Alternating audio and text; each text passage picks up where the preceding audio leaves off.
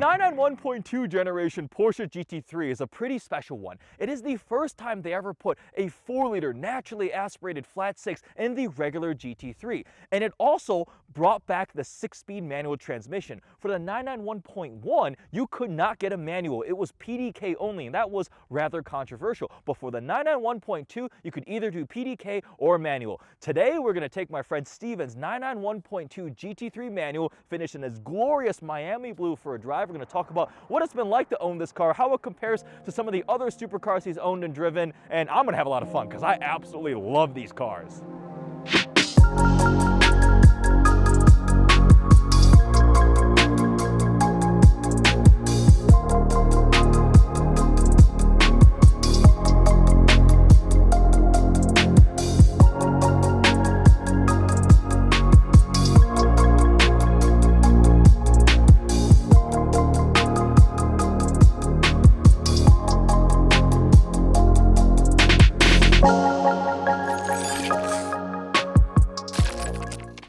Steven, today you and I are going to have a disagreement.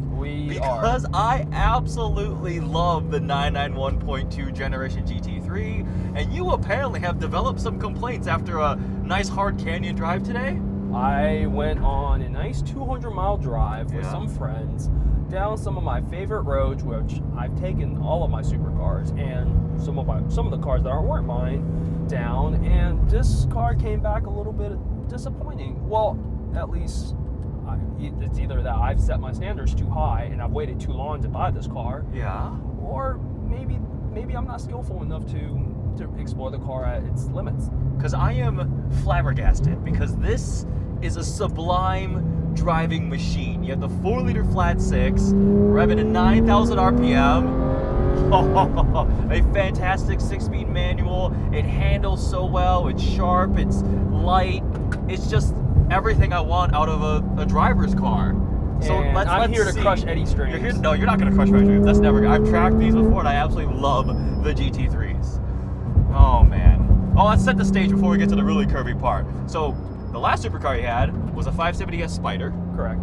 And then you had a Nissan Orange Audi R8 before that. And very briefly, an AMG GTR. AMG. Oh yeah, AMG GTR was in between there too. So that's a good range of like enthusiast supercars, right? I agree. Yes. And now a GT3, which I think is a step in the right direction. What made you buy this car? Before we get up there and hear your complaints, what made you buy this? I've always wanted to own this car, but because of the bubble, this car was super expensive, and I did not want to cough up all the money to purchase this. Yeah. And actually it was a unique opportunity. My buddy one day called me and said, hey, I might be building a house, and could you help me sell my GT3? I said, well, why don't you let me know how much you want for it, because I want one. Because I've always wanted one. Yeah. This is about 3 years overdue ever since I've had a Carrera S back in 2021. So eventually you get into a GT3. This is the right generation, I think, to get, because 991.1, you couldn't get manual. The 3.8 had issues. And then 992 is awesome, but it's also a lot more expensive, a lot bigger feeling. Yes. This, I think, is a nice sweet spot. This is the one that I always say, my dream manual sports car is a 991.2 GT3. I've heard. Yes, I've said it many, many, many times. And you know what? This was one of my heroes, and I've met it, and honestly, it wasn't... What happened? Never meet your heroes. What about it? What about it? Never meet your heroes. I'm honestly shocked. I got back to the house. I was driving your friend's Mercy this morning, and you went for a drive separately. Come back home, you're like, I don't want the GT3 anymore. I'm so angry. I'm like, what? So I will say, to preface this car is a great driving car at about 9/10. At its limits, like I said, I'm either not a skillful enough driver. I've spoken to a few people about this just today because I was wondering why. So the corner entry and actually the front end is just not as grippy as the 570. So when you chuck the car into a corner, I don't have the confidence that I had when I was driving the 570. And I also think that this car has a lot of body roll, especially when it comes to S-curves. We were coming down Jerome on the 89A, and it was just S-curves after S-curve, and some of the turns were actually banked. And you can feel the body roll in this car. And I was on the stiffest damper settings. And but some amount of body roll on the road is nice because you want compliance too. You don't want it to be anchored firm in the real world. Yes, but as we're going through these corners right now, I am feeling so much body roll, and it just doesn't make me want to push the car harder. And I've done this road. This is my unimpressed face. I've done this road in my 570, and I just feel like I'm able to push this car much harder, or push the 570 much harder than I am this GT3. The other complaint I have is the front end feel. I think the McLaren has a faster rack. Maybe I'm wrong, but it just feels like the McLaren steering is just a tad more communicative, and the chassis. The McLaren vibrates a lot because it's got a carbon tub. This does not, and I feel like there is something to be said for that carbon tub. Let's wait for this truck. Oh, yeah, he's towing a big side by side. That is a good. So you came from McLaren, which McLarens are some of the best driving sports cars, supercars out there too. Yes. Like typically when I see friends go into their first Porsche and then their first Porsche GT car, I'm like, oh, you're never leaving, right? They just move their way up to GT4 3, GT3 RS. And I felt that way until today. But the one thing is they sometimes will go to McLarens, especially the LT McLarens. Yes. And they'll stick there because it's just as good and or better. And I've been told if you just chuck it in and if it feels like the front end is not gripping, you give it a little bit of throttle and you rotate the car. But I wasn't confident enough to do that because I'm probably not good enough of a driver to explore that kind of. My first thought was, oh, you're just not used to rear engine weight balance, but you've had a C2S for a long time. I've had a C2S and I was pushing it down the same road, and all I can remember going down that road is I drove a 720 Spider down that road and I was able to push it much harder, much faster, and to be fair, the 720 has this trick suspension setup. Yeah, crazy cross-link hydraulics. Right, that this car doesn't have, and it stayed completely flat the entire time. But the 720 just gave you a more confidence-inspiring feeling. But then again, we're comparing apples against oranges. Yes. But at the end of the day, this is a great car at about 9/10. Okay. Because fine. Rewind before today. You loved this car. I loved this car. You were like, I might keep this car forever. Yes. Which I never hear from you. Right. Because the McLaren lasted for what, 3 months? No, I've had that for 4, 5, 6 months. And okay. honestly, if it wasn't the value, yeah. If the value weren't taken on that car, I'd probably keep it longer.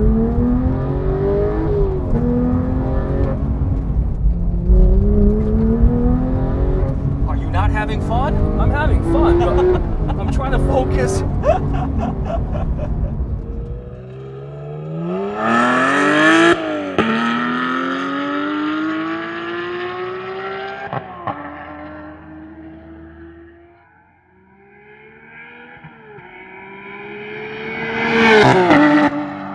Porsche front lift is also so amazing. Oh, it goes up so and down good. so quickly. 3 seconds. Yeah. That's one gripe I have with McLaren. You have to click into it, down, Menu, click into it, takes and forever. then up, and then 10 seconds later your car might be up. This is your first time riding passenger, isn't it? Yeah, I don't let people drive this car. Oh, I'm special. Dude, I'd be terrified to ride in my own car with me driving.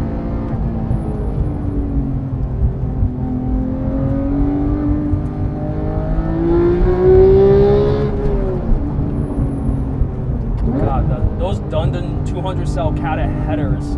It makes a really unique sound. Most of the times I'm used to people doing the muffler bypass, but this has stock muffler back. This is bassier, much yes, bassier. it doesn't have as much of the high pitch that I'm used to with GT3s that I actually personally love. I do too, and I intend to change that if I don't sell this. I just sound like a McLaren fanboy. You do. You bought a Porsche GT3 and then all of a sudden realized your love for McLaren. That's what happened. That is what Just happened. like, look at that! I had the way it rotates through that turn.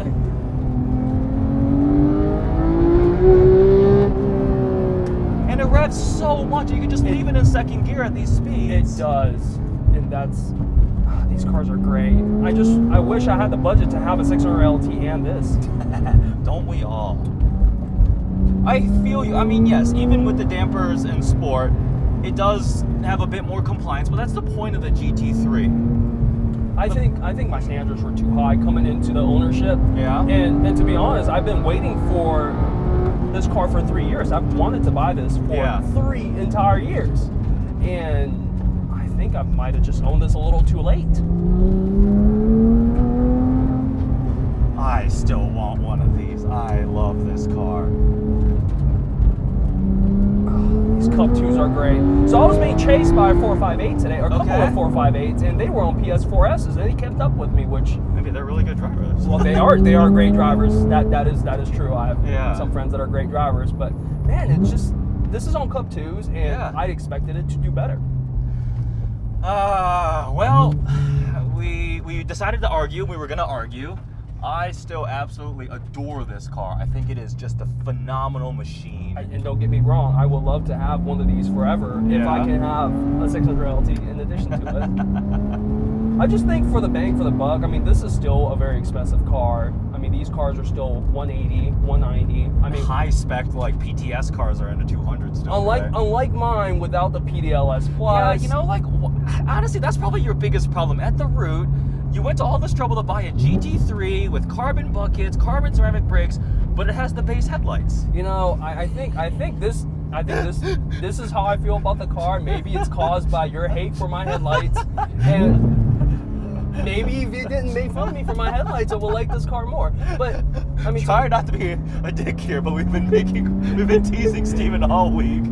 Hey, I think Alex was the one who put me up to it. I was when I first bought the car, I'm like, well, I really wish it had PDLS Plus, but then it was like, well, it's got Miami Blue, it's got the chrono, it's got the manual, it's got CCBs and buckets, and you know, I really like the car at the price it was being sold at to me.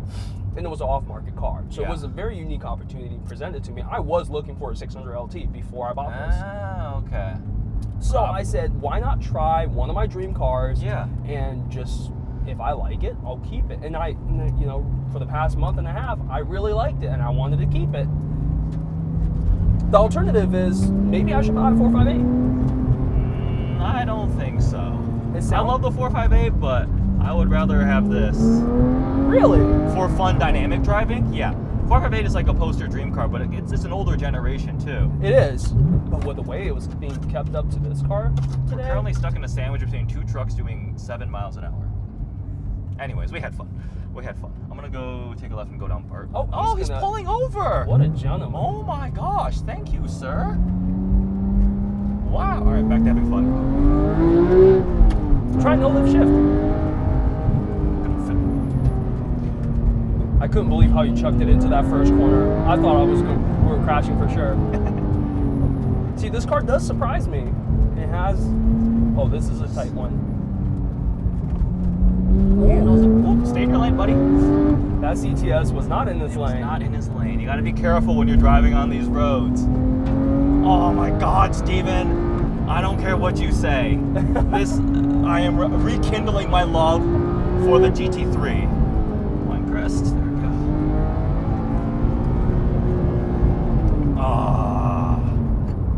It is a great car. It is an absolutely amazing car. And then another thing. And the thing is, there's nothing wrong. If you have a preference, maybe it's your driving style. It's maybe what you're used to. It is my driving style. The McLaren is easier for you to just chuck it into the corner and not. Please, no. Ah, damn it. But like, to me, I think that's what makes a car like this more rewarding, right? Because you don't have the torque to fill it in. You don't have more fancy little gimmicks and toys and stuff like that. You have to work for it. You have to work for it. I got tired of working for it today. I still love the GT3. So you don't regret buying this car, right? No, not at all. No regrets there. I love this car, and if I don't end up keeping this car, I can say I've owned the car that I've always wanted, because I really have always wanted a manual .2 GT3. For anyone that's known me, I've wanted it for years and years. And another thing is, I think the .1s may have been a better car for me if I would have just bought a cheap .1 and modified it. With the 10-year warranty coming up, they're coming down in price. That is a scary thought, indeed. Why don't you buy a .1 for a third car? No, because I want a 4-liter. For a third car. I can barely afford my 2 cars right now. Unemployed Eddie. Yes. No, it's really great. This is a great machine. I don't regret buying it, but I'm having some doubts about keeping it because, I mean, I saw the most beautiful Papaya Spark 600 LT Spider with full carbon options, and it was in front of me. And not only was it in front of me, it was shooting flames in front of me. So that's what happened. There's nothing wrong with the GT3. You just found something else you wanted more. I think I understand now. I think I might have. So here's a thought, right? A base 600 LT can be had for 190 to 200. Yeah, this is a 200,000. Well, not a 200,000 car anymore, but it was a 180. This one's got miles. This is the highest mileage. It's the highest mileage .2 GT3 he's ever driven. Yeah. It's at 19,000 miles. Well, I mean, no, it's a good thing. It's a good thing. Drive them and enjoy them. Drive them and enjoy them. I've had it for a month and I put 2,000 miles on it. So wait, it's only been a month? Yeah, you can't give me shit for not driving my car. I drive my cars. Oh no, you do. Yeah, you do. Yeah. Okay, so I guess my future prediction is in probably 2-3 months time we'll be doing a what is like the Oda McLaren 600 LT video because you bought one of those. So sorry to everybody who tuned in who wanted to hear the amazing things about the GT3 from an owner. You're getting them from me because this guy can't be satisfied. I do really like this car. I mean, I want to be fair to the car. Yeah. It embarrasses you at stoplights because the brakes are so incredibly loud. Oh, that's CCBs. These CCBs are so very squeaky. Very squeaky. Very squeaky. Apple CarPlay is great. I use it on a daily basis. Yes. My daily doesn't even have CarPlay. This is a wonderful car. The speakers are awesome. Interior is great. It's comfortable. We put the dampers into I guess normal, non-sport. Non-sport. Rides pretty well. Rides phenomenally. Porsche carbon buckets are actually livable. They're probably some of the most comfortable carbon buckets. Hard to get in, but very comfortable. Yeah, they're all hard to get in because of the high side, right? But they're definitely better than Lamborghini carbon buckets. That's a fact. 100%. And I think the Porsche community is also just a little nicer. Oh, Porsche community is definitely than the McLaren, because I never had, there's not dedicated McLaren days, but there's PCA, there's dedicated Porsche days. It's a nicer group of guys. Porsche enthusiasts are definitely strong. Very strong. Sure. Oh, rev match downshifts. When you put it in sport mode, you get rev match downshifts. And my favorite thing about this car is you don't need that rev match downshift. It's so good. You just know where each gear is. You are right. So if I take out of sport, that's a little bit. I remember when I first drove it, the one complaint I had was you have to toggle sport in order to have the rev match downshift. What if I just want sporty throttle? Exactly. What if I just want sporty, all the other parameters, but I want to do rev matching myself? Now you can't have that. So that's one thing. You can't have that. Yeah. So here's me. Nice little blip. No lift.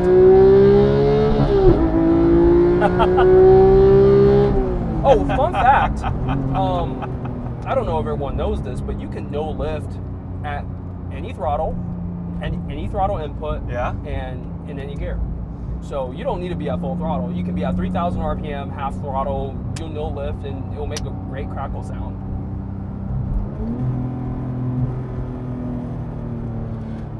The Porsche GT3. What else do we want to cover? I mean, styling-wise, it's not going to sound as much as a McLaren, a Ferrari, Lamborghini, because to casual observers, this and a C4S or a GTS, they look the same. Yes, and to a really, really casual observer, it probably looks like a Beetle. It does. and you know what? When I had the C2S, someone will come up and ask me if I have a GT3. I'm like, really? Oh, really? That's an $80,000 car. But they don't know. Yeah. And someone will ask me if this is a 3RS, which will be an insult to a 3RS owner. But I personally love the styling of this generation. It's just clean, simple. Very. I would order it with the upgraded headlights, or I guess buy a used one with upgraded. I'm sorry, I can't. With upgraded carbon fiber interior. Yeah. Clearly, there's 1, 2, 3, 4 buttons missing. I don't think you get any more buttons. No, you don't get any more buttons. You do not. Sun is setting. We're in the evening here out in Arizona, cruising out in the desert, and still one of my favorite cars. And you know what? Driving it like this, way better than the McLaren. It really is. The McLaren's a fun car to drive at 10/10. This is a much better car to drive at 8/10, 9/10. Okay. I was doing some obscene speeds today, and the high-speed stability was amazing. It's the left. There you go. Got some blind crest here. Yeah, and I remember saying to myself, I really like the Carrera S, and I fully sent it on this road, and I'm like, what if I bought a GT3? And I bought a GT3, and I drove it here, and it didn't wow me as much as I thought it would. And on that disappointment... Go buy yourself a GT3. Oh, man. I'll buy a GT3. I will still wholeheartedly endorse this car. I adore I love this the car. generation. I really do. You're giving me so many just mixed vibes right now. Okay. You're like flip-flopping back and forth. I like it and I love it. It just didn't meet my expectations. My expectations were too high. This is my unimpressed Eddie face. I don't know how realistic I was coming into this ownership. I was expecting the world.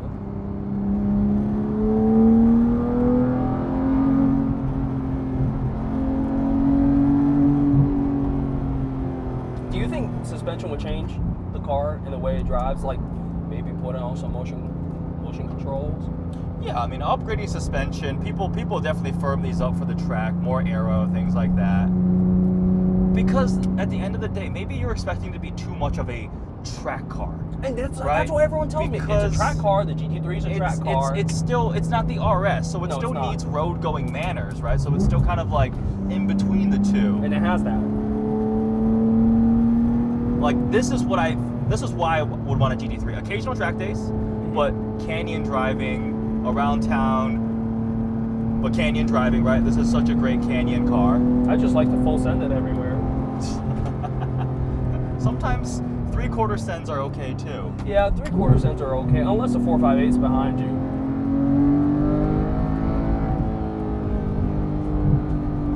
And it handles the undulations of the roads wonderfully.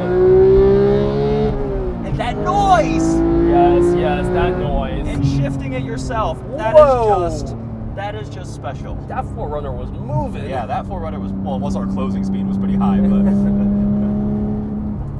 all right, Steven.